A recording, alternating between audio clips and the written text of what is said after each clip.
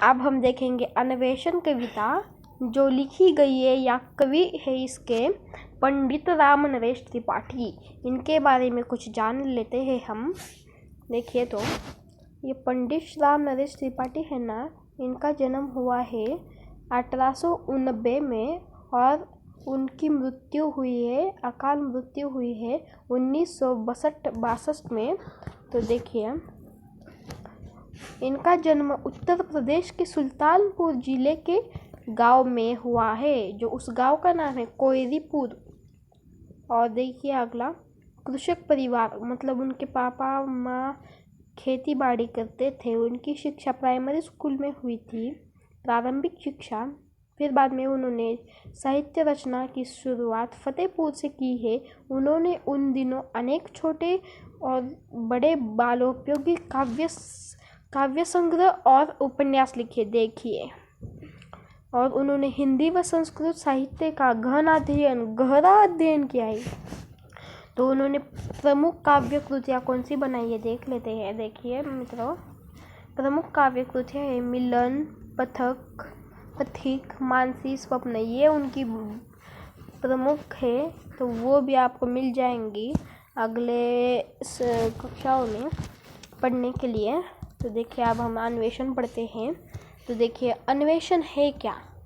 अन्वेषण मतलब जो भगवान और भक्त के बीच में हुआ संवाद नहीं मित्रों, बस भक्त ने लिखा हुआ। तो देखिए रुकिए,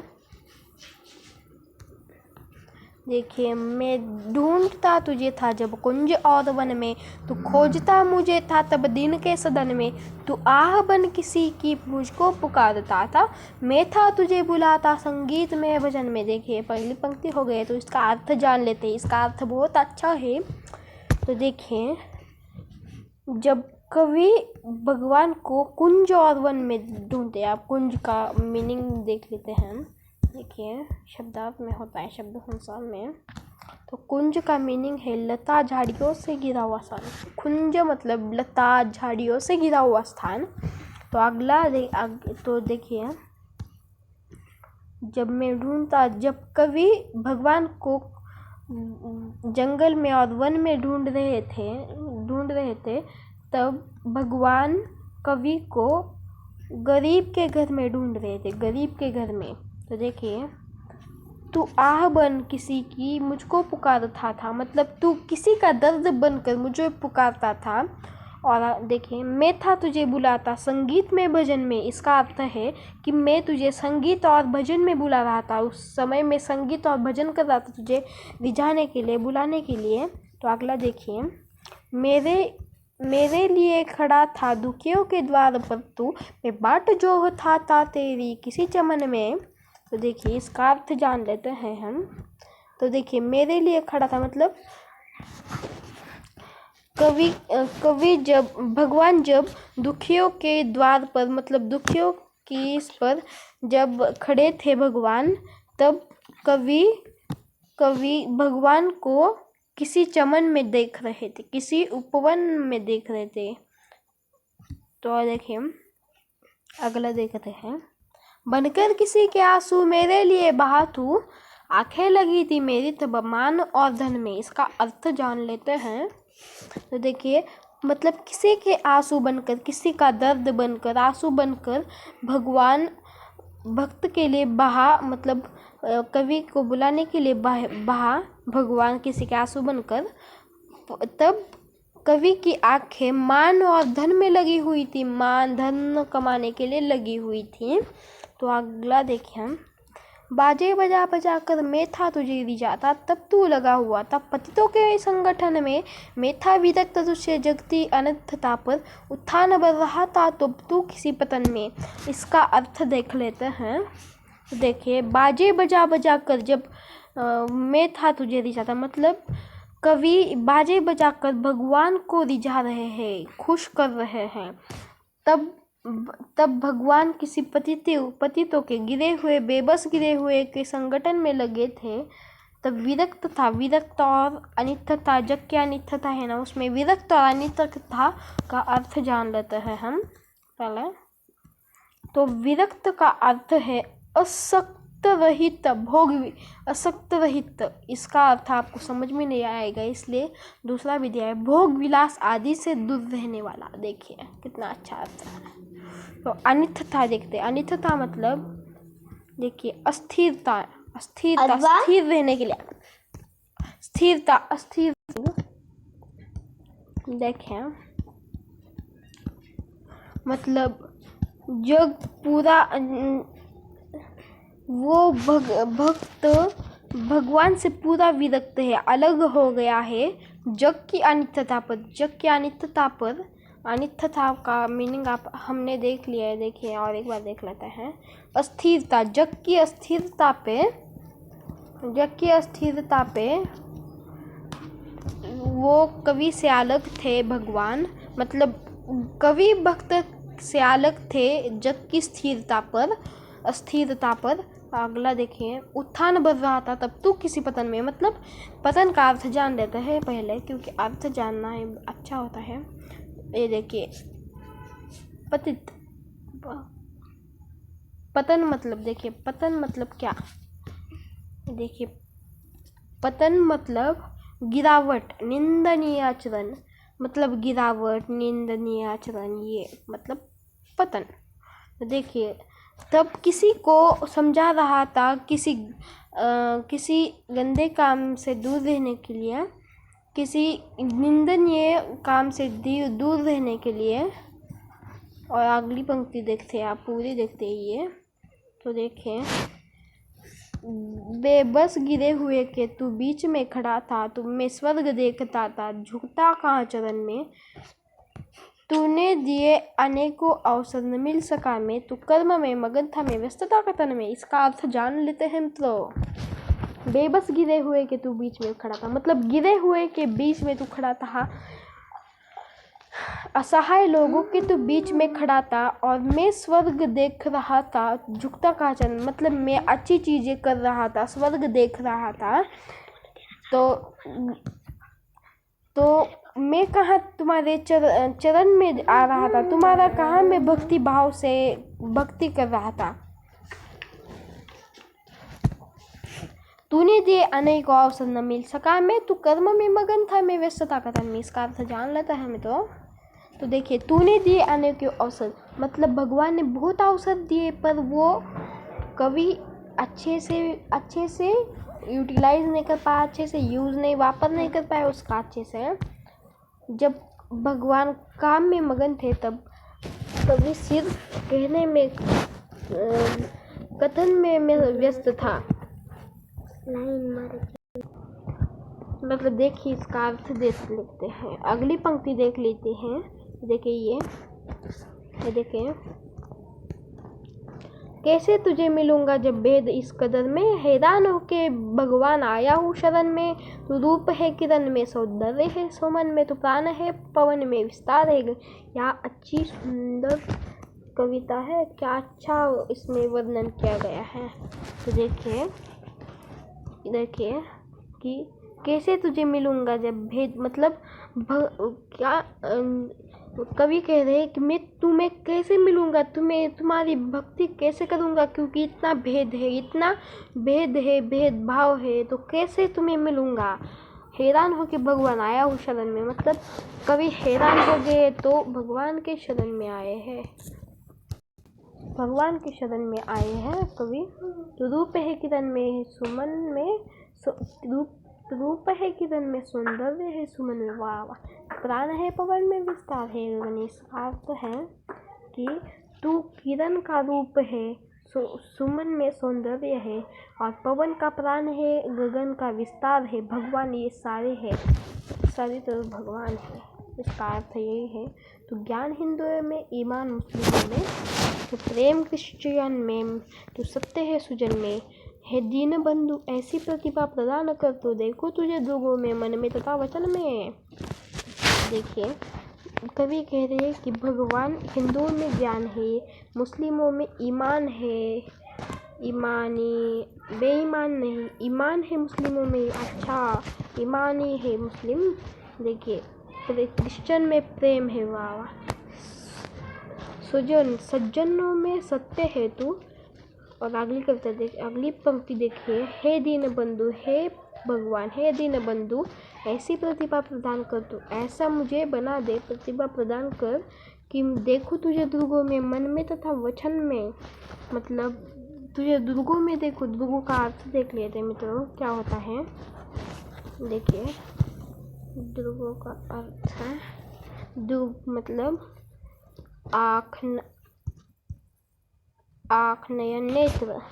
मतलब कवि कहते हैं कि भगवान ऐसी प्रतिभा प्रदान कर कि मैं तुझे आँखों में देख सकूं, दुर्गों में देख सकूं। दुर्गों का अर्थ आँख है, नेत्र है, तो मन में तथा वचन में, मतलब मेरे मन में रहे, मेरे वचन में रहे भगवान, तुझे वहाँ देख सकूं मैं, ऐसी प्रतिभा प्रदान करा, ऐसा मुझे बना दे। ये देखिए, ये देखते हैं आप।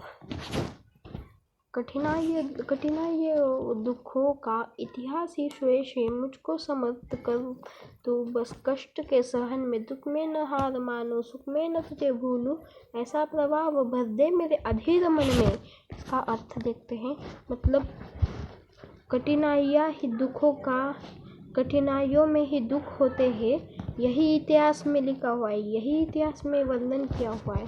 सिर्फ मुझे यही कर दे, समर्थ कर सिर्फ मुझे कि कष्ट में सह सकूं।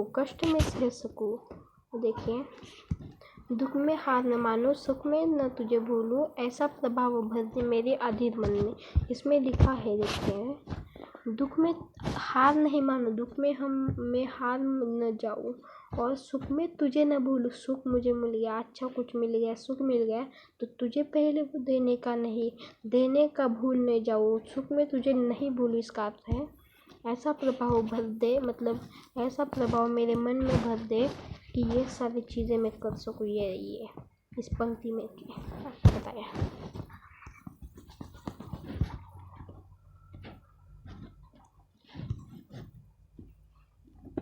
देखिए आप इसके प्रश्न शब्दार्थ देख लेते हैं। कुंज का अर्थ है लता झाड़ियों से घिरा स्थान। विरक्त का अर्थ है अशक्ति रहित भोग विलास आदि से दूर रहने वाला इंसान या व्यक्ति। उत्थान मतलब ऊपर उठना, विकास करना, उन्नति। दुख मतलब आँख नयन नेत्र। चमन मतलब छोटा बगीचा फूलवारी। पतित मतलब गिरा हुआ जिसका नैतिक पतन हो चुका है, मतलब गिरा हुआ बेबस। अनित्यता मतलब अस्थिरता, नश्वरता। पतन मतलब गिरावट, निंदनीय आचरण। प्रश्न उत्तर देखता था। प्रश्न उत्तर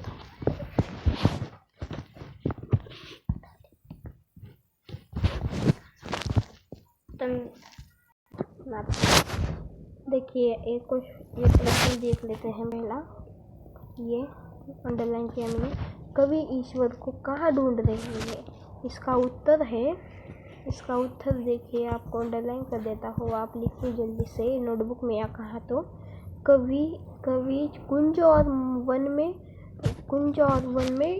ढूंढ रही है। देखिए ये मेन उत्तर, ये मतलब कवि कुंज और वन में भगवान को ढूंढ रहे हैं।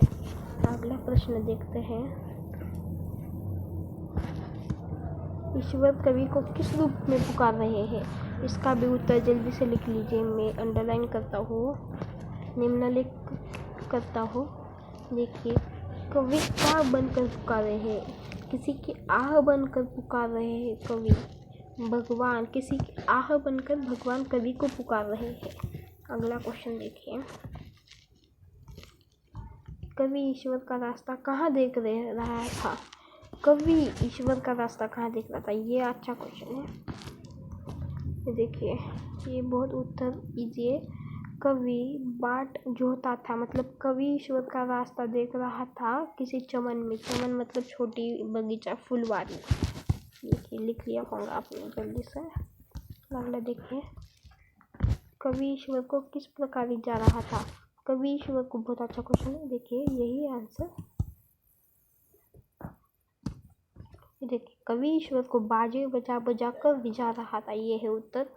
आप इसको मॉडिफाई कर कवि ईश्वर को बाजे बजा बजा कर रिझा रहा था, ये लिख सकते हैं, लिखना है। अगला देखिए अब ख़त्म होने वाला है जल्दी से वीडियो। देखिए अब इसका उत्तर ऐसे देख लेते हैं। मैं था तुझे बुलाता, इसका उत्तर कह देते हैं। मैं था तुझे बुलाता संगीत में भजन में, कर्म में मगन था मैं व्यस्त था कथन में, तो प्राण है पवन में विस्तार है गगन में, देख तुझे ध्रुवों में मन में तथा वचन में, ऐसा प्रभाव भर दे मेरे अधीर मन में। तो चलो इसका उत्तर इधर लिख देते हैं बीच में, जहाँ उसके क्वेश्चन है उसके आगे। देखिए मैं था तुझे बुलाता, इसका उत्तर देखिए क्या है, संगीत में भजन में इसका उत्तर है। तो इधर 5 लिख लेते हैं, 5। अगला है तो कर्म में मगन था, मतलब जब भगवान कर्म में मगन था उसका उत्तर है मैं व्यस्त था कथन में, मतलब चौथा। अगला है तो प्राण है पवन में,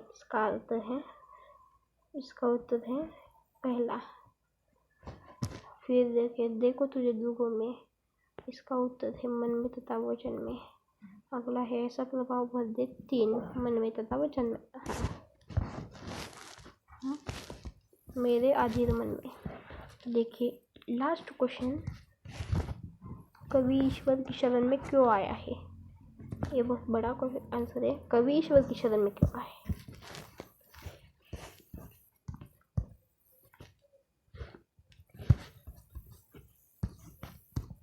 कवि ईश्वर की शरण में देखें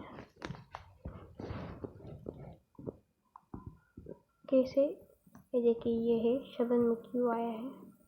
देखिए इसका उत्तर ये है, ये देखिए ये इसका उत्तर ये है। अब देखिए दूसरा देखते हैं, ज्ञान ईमान प्रेम और सत्य रूप के रूप में ईश्वर कहाँ निवास करते हैं, इसका तो हमने देखा है, सारा देखा है सच में।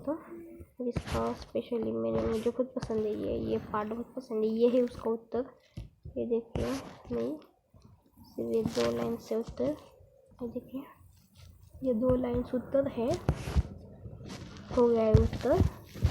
तो अगला देखिए ये लास्ट क्वेश्चन है, अब लास्ट एंड बेस्ट, कवि ईश्वर से किस आशीर्वाद की कामना कर रहा था? ये आपने शब्द में लिखना है, आपको लिखना है, पर मैं सिर्फ इंस्टेंस दे देता हूँ, मतलब एग्जाम्पल दे देता हूँ। देखिए क्या है क्वेश्चन, कवि ईश्वर से किस आशीर्वाद की कामना कर रहा है? इसका उत्तर है ये, देखिए ये हो गया।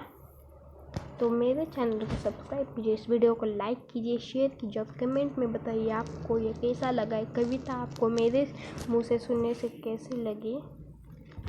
तो बाय मित्रों, अगली वीडियो में मिलते हैं। अगला वीडियो हमारा होगा प्रदूषण का एक है वीडियो, 7th का चैप्टर है।